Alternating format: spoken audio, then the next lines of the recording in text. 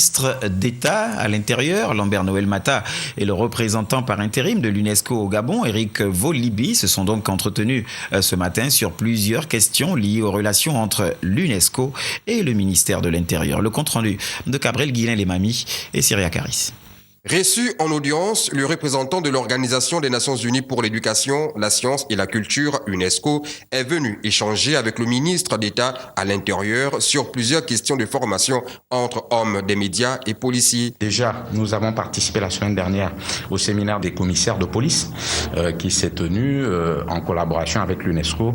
Le spécialiste des programmes en charge de la communication et de l'information a fait une présentation sur la conduite à tenir dans la relation média-police, quels sont les droits des journalistes et quels sont les devoirs des journalistes, mais également quels étaient les droits et devoirs des agents de police vis-à-vis des journalistes qui sont en plein dans leur travail. Le diplomate onusien a présenté au ministre d'État Lambert Noël Mata un projet concernant les jeunes, lequel projet concerne d'ailleurs 3 pays de la zone Afrique centrale. Nous avons aussi également parlé d'un sujet qui nous tient à cœur, un projet assez important que l'UNESCO lancera très bientôt au Gabon, qui est le projet dénommé Les Jeunes Tisserands pour la Paix, qui est un projet transfrontalier entre le Gabon, le Cameroun et le Tchad, projet pour lequel nous avons besoin de l'assistance et de la coopération du ministère de l'Intérieur à destination de la jeunesse gabonaise qui est dans le Wolentem. Tous ces projets viendront changer les regards entre les policiers et les journalistes qui parfois sont un peu en désaccord. Le ministre de la Promotion des Investissements, Carmen Dao, a pris part au webinaire organisé par l'Organisation africaine des zones économiques, aux côtés de son homologue du Maroc et bien d'autres personnalités. Le membre du gouvernement a présenté les avantages et les évolutions de la zone économique spéciale d'un COC. Le point avec Andy Tungi et Medarengeng. Elle prend part au webinaire Afrique-Europe sur le rôle des zones économiques spéciales dans l'accélération du co-développement. Le ministre Carmen Dao est inscrite au panel 1 avec son homologue ministre de l'Industrie du Maroc et d'autres personnalités. Ensemble, ils échangent sur le bilan des zones économiques spéciales en Afrique. Les zones économiques aujourd'hui sont un outil au service de la diversification de notre économie. C'est un outil qui est aussi un accélérateur de croissance. En ce qui concerne le bilan social, nous avons la création de près de 6500 emplois et depuis cette année, la mise en place d'un centre de formation professionnelle au sein même de notre zone économique pour répondre à la préoccupation donc de l'adéquation de la formation et l'emploi, qui va permettre donc aux opérateurs économiques, aux investisseurs, aux industriels sur place de bénéficier d'une main-d'œuvre qualifiée. Malgré la situation économique actuelle, marquée par l'ère Covid-19, la zone économique à régime privilégié d'un COC a été certifiée ISO. C'est une première en Afrique et ce qui montre encore bien que notre pays, le Gabon, est engagé et a un leadership bien sûr dans les questions de lutte contre le changement climatique. Le ministre de la Promotion des Investissements a pu partager l'expérience du Gabon en matière des zones économiques spéciales en présentant la vision et les récentes évolutions enregistrées.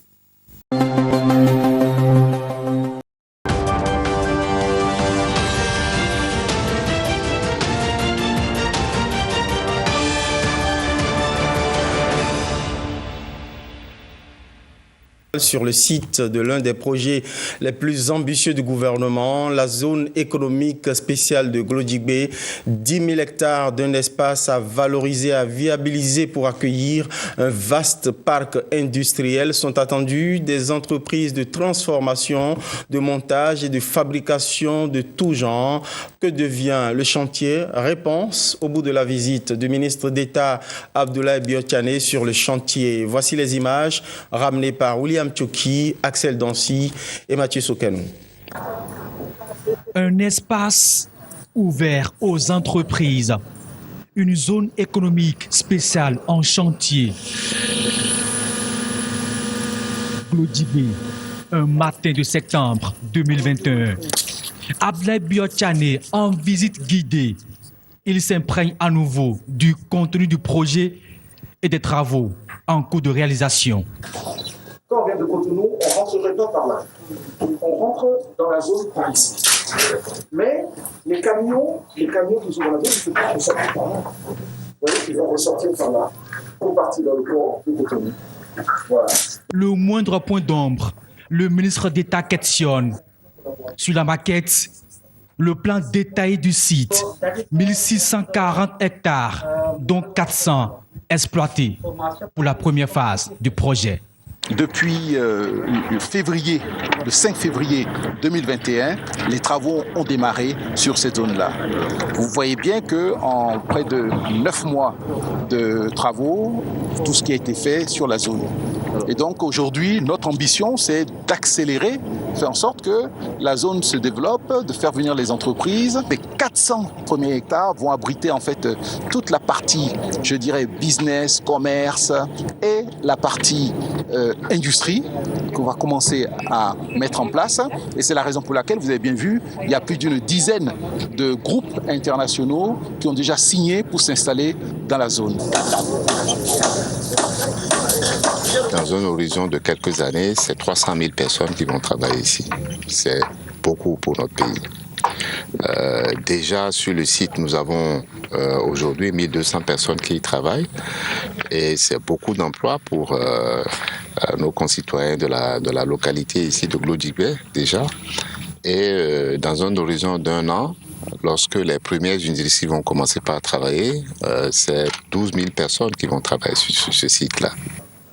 Du textile à la production agro-pastorale, en passant par l'électronique, d'ici 2030, de milliers d'emplois indirects vont être créés. Ce gigantesque projet du PAG va coûter environ 110 milliards de francs CFA. Elle résonnait déjà dans les titres de ce journal, cette question: à quand notre tour? Question que se posent des citoyens dans plusieurs terroirs du Bénin. Le regard tourné vers ces villes déjà traversées d'asphalte. À Parakou, les citoyens des quartiers aux routes caouteuses se disent impatients. La deuxième phase du projet asphaltage est très attendue. Abdoulafou Idrissou et Ndokompati nous rapportent cette fébrilité toute asphaltesque, si je puis dire. Regardons. Comme ici à Transat, plusieurs autres quartiers de Parakou ont bénéficié de la première phase du projet asphaltage. La deuxième phase de ce vaste projet d'assainissement et de bitumage prend en compte cette voie qui traverse plusieurs quartiers. Les riverains et usagers s'impatientent de voir le bout du tunnel. Vraiment, nous sommes pressés de voir les travaux là se réaliser dans les plus brefs délais. Que ce soit en pavé ou bien en goudron, ça va soulager la population de Don Bosco, de Guéma et de nouveaux quartiers. Le président Talon, il en a fait. Il faut qu'il en fasse plus. Parce que nous savons que ce n'est pas seulement Parakou, c'est tout le Bénin. Mais Parakou étant la capitale des 4 Nord, il faudrait quand même que quand les gens vont venir à Parakou, concentrent effectivement sur le régime de Talon, que quelque chose a été fait. Et j'encourage tout le gouvernement pour tout ce qu'ils sont en train de faire pour notre pays. Je suis tellement pressé, je suis à côté et je sais tout ce qui se passe sur cette voie. Chaque jour, les gens passent ici, ils tombent devant moi. Quand je vous ai vu en train de poser vos choses pour faire la voie, je suis très ému, je suis très content et je voudrais dire merci au gouvernement de notre pays. Vraiment, on sollicite le gouvernement de venir en aide par rapport à notre voie. S'il pouvait nous aider à l'arranger, ça va nous faire du plaisir. Mais on le remercie pour les autres qu'il avait déjà fait. Mais s'il fait cela aussi, là, on va encore toujours le remercier. Nous sommes pressés de voir la réalisation de cette voie, puisque la voie n'est pas praticable. Nous sommes en période de pluie. Et les motocyclistes, même nous qui allons à pied, nous avons des difficultés à circuler sur cette voie. Nous prions au gouvernement de bien vouloir vraiment accélérer les choses. Si on pourrait faire cette voie-là, sincèrement, on serait toujours content. Et d'ailleurs même, nous sommes contents avec ce que le gouvernement actuel est en train de faire, mais on veut qu'il en fait plus qu'on fait la voie-là, sincèrement. C'est la voie-là qui nous tient au cœur. Cette deuxième phase du projet asphaltage prend en compte les villes de Porto Novo, d'Abomey-Calavi, de Lokossa d'Abomey, de Boïcon et de Parakou. La cerise sur le gâteau. Les clôtures des écoles, établissements et centres publics situés aux abords des axes à réhabiliter seront refaites.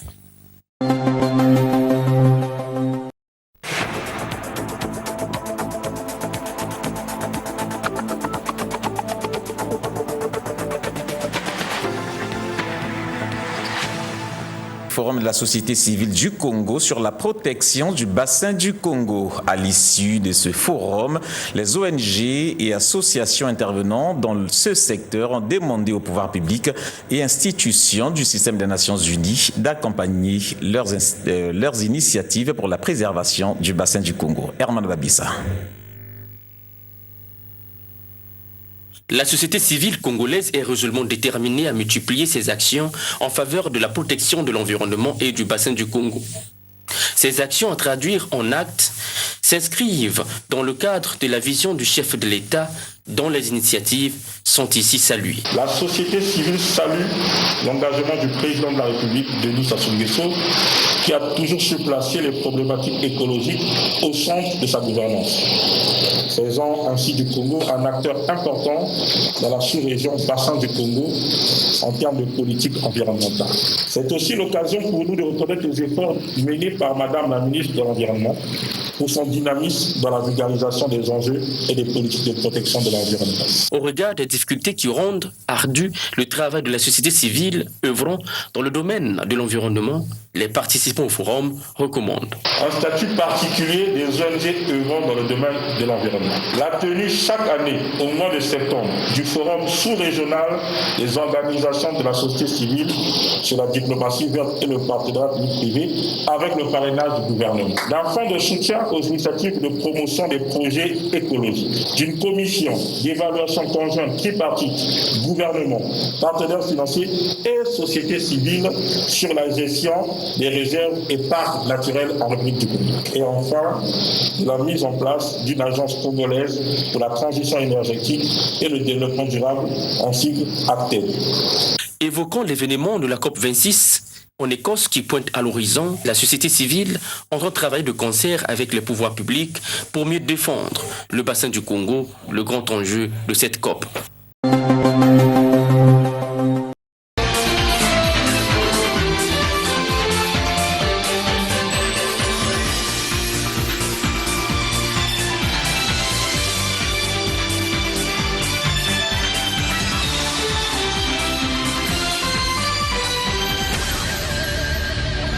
En marge de l'ouverture des travaux de la deuxième session ordinaire de l'Assemblée nationale, dite session budgétaire 2021, le président de la dite institution a offert hier un dîner de gala aux présidents des institutions parlementaires des pays invités pour la circonstance. Résumé avec Maria Maketa et Mahmoud Adam. Présence effective à la cérémonie d'ouverture de la deuxième session de l'Assemblée nationale, dite session budgétaire 2021, intense séance de travail, audience avec le président de la République Mohamed Bazoum, les présidents et représentants des institutions parlementaires de la sous-région et du Maroc ont eu un agenda à tout point de vue chargé. Moment de détente, moment de convivialité et de retrouvailles avec ce dîner de gala à Mahatma Gandhi, le président de l'Assemblée nationale, Séni Oumarou, et ses homologues ont pu apprécier la diversité culturelle du Sahel à travers les animations de la troupe Mamaki de Zongo et la troupe Soga.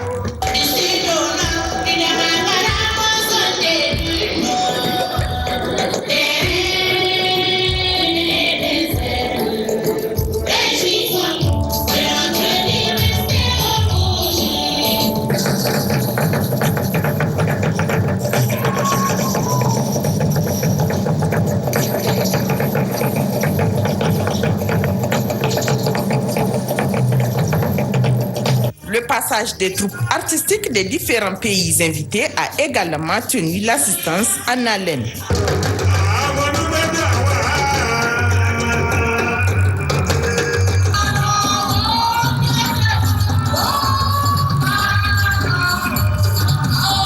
Ces moments de réjouissance ont été par ailleurs mis à profit par les éminents présidents des parlements pour explorer les voies et moyens de consolider la diplomatie parlementaire de la sous-région et au-delà au niveau panafricain.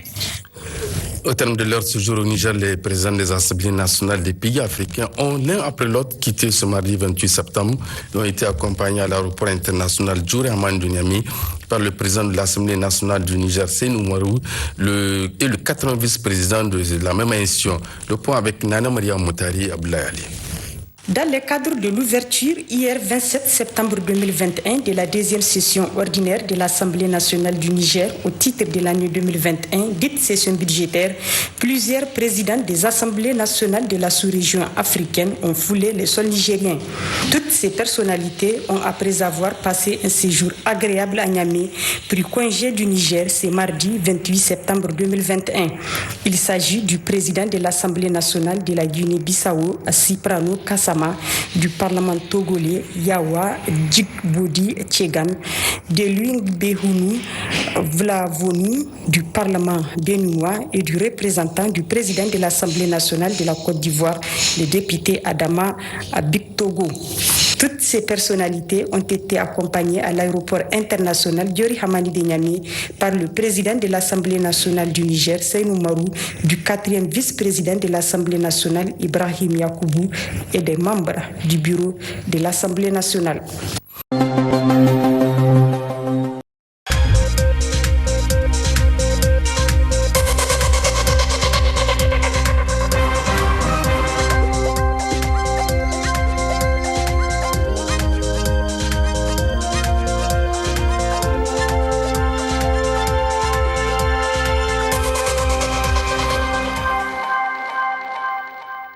Les directeurs généraux et directeurs de protection civile de l'Organisation internationale de la protection civile ont 3 jours pour mettre en place une stratégie en vue d'une meilleure gestion des risques de catastrophe. Et c'est dans le cadre de la 5e réunion africaine de l'OIPC. Il s'agit en quelque sorte de partager les expériences afin de mieux faire face aux risques de catastrophe. Voyons cela dans ce compte rendu signé Antoinette Romain. On va voir. Tous les pays du monde menacés par des risques de catastrophes, inondations, érosion côtière, incendies, glissements de terrain, éruptions volcaniques. Des situations désastreuses qui interpellent les 60 pays membres de l'Organisation internationale de la protection civile, OIPC. Parmi eux, 28 pays africains exclusivement présents à cette réunion de Lomé. On compte sortir de cette réunion avec une bonne stratégie d'opérationnalisation de l'entrepôt de Tsévié, identifier un centre des opérations d'urgence dans un pays de la CEDEAO qu'on pourrait développer en mettant en place une entité qui pourrait partager les informations du niveau sous-régional et identifier également un centre de formation afin de former les intervenants de la sous-région CEDEAO à faire face aux risques qui leur sont propres. Cette 5e réunion africaine se veut un rendez-vous de partage d'informations utiles. Le Togo, à ce jour, est le seul pays dans la sous-région à disposer d'un entrepôt de protection civile avec du matériel adapté. Nos pays sont souvent confrontés presque au même risque de catastrophe. Donc, les expériences s'apparentent. Et cette réunion aura pour but de mettre en place une plateforme d'échange d'informations, d'échange d'expériences entre les directeurs généraux. Pour la première fois depuis 29 ans, c'est la première fois qu'une femme africaine, Maria Tuyap, en l'occurrence, dirige l'organisation. Une opportunité pour les pays du continent de faire leurs propres preuves en matière de protection civile. Le Togo veut faire de la commande publique le moteur de la consommation locale. Et pour cela, le CADERT a élaboré un document qui révèle de quelle façon la commande publique peut être un outil de promotion de la consommation locale. Et le document a été présenté officiellement ce matin à Lomé aux différents acteurs impliqués pour analyse. Les précisions avec Carmen Madji Akapo. Selon une étude de la BCEAO, la balance commerciale du Togo est structurellement déficitaire. En 2018, par exemple, elle s'est dégradée de près de 70% pour atteindre un niveau de 492 milliards de francs CFA. Il urge alors de promouvoir la production nationale afin de résorber ce déficit et capter une part plus importante de valeur ajoutée à l'économie. Pour soutenir la consommation locale, le gouvernement mise sur la commande publique. Le CADERT a élaboré dans ce sens une politique qui analyse les potentialités de la commande publique comme outil de promotion de la production locale. Le document est ici soumis à l'appréciation des experts. La commande publique se structure autour de 3 outils essentiellement, qui sont les marchés publics, les délégations des services publics et les partenariats publics-privés.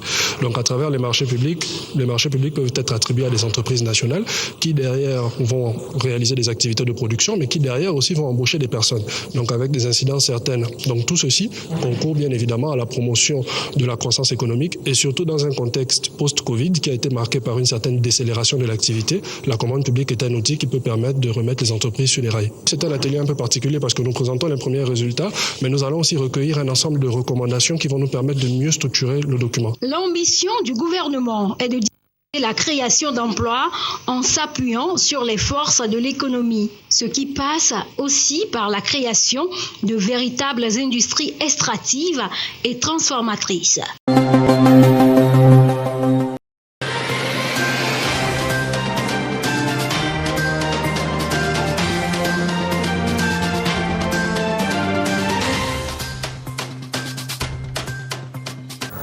Le projet d'électrification de 2000 villages mis en œuvre par le PUDC suit son cours dans le sud du pays. Dans les régions de Kolda et de Sédhiou, des dorsales électriques sont en construction. Ce sont des lignes qui permettront de raccorder des centaines de villages au réseau électrique. Le reportage de Pabouna Diaw. Vus du ciel, ils sont en parfaite harmonie avec la nature verdoyante. Sous un ciel gris métal, à l'image des câbles qu'ils manipulent. Ces hommes, au cœur bien accroché, sont à l'œuvre sur les dorsales que construit le PUDC ici, dans le sud du pays. Le programme d'urgence de développement communautaire met en place ces lignes électriques à moyenne tension pour faciliter la mise en œuvre du projet d'électrification des 2000 villages. Je prends le cas de la dorsale de Simbandi Balante qui polarise 20 villages.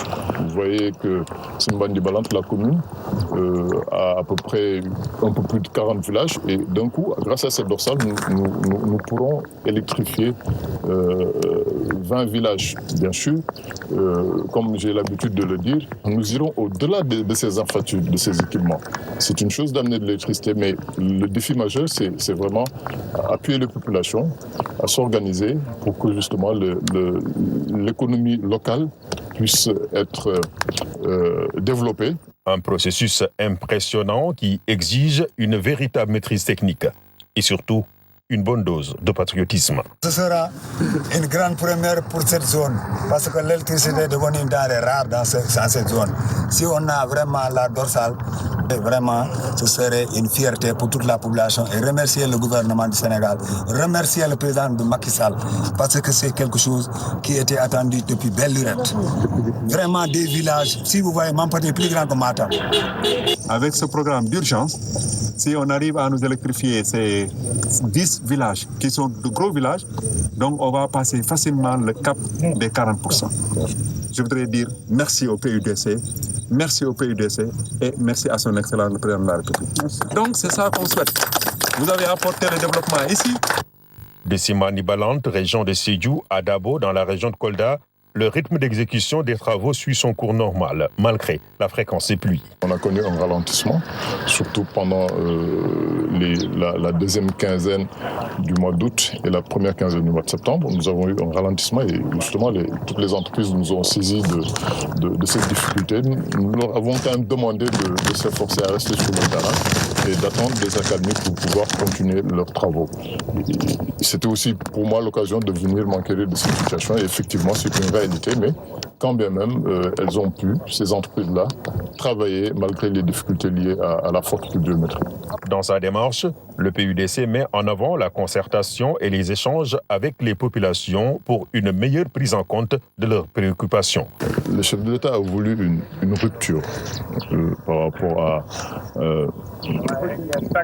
la manière dont les programmes de développement sont menés. C'est une approche qui est centrée autour de l'identification des besoins des populations. C'est à partir des besoins des populations que nous avons conçu tous les projets de ce programme. Ce qui fait que, venant sur le terrain, l'approche que nous privilégions, c'est la concertation, la communication. Et c'est pendant ces moments d'échange que nous sommes au fait de ce qui se fait. C'est l'objet justement de ces échanges avec les maires de communes, les chefs de village, les imams, les groupements de femmes, les groupements de jeunes.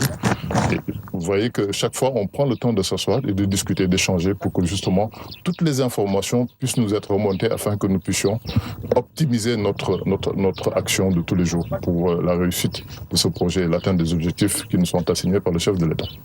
Au total, 175 villages de la région de Kolda et 126 de la région de Sédhiou seront électrifiés grâce au PUDC. Le programme met en marche une véritable révolution dans le monde rural avec ses lignes électriques qui se dressent partout.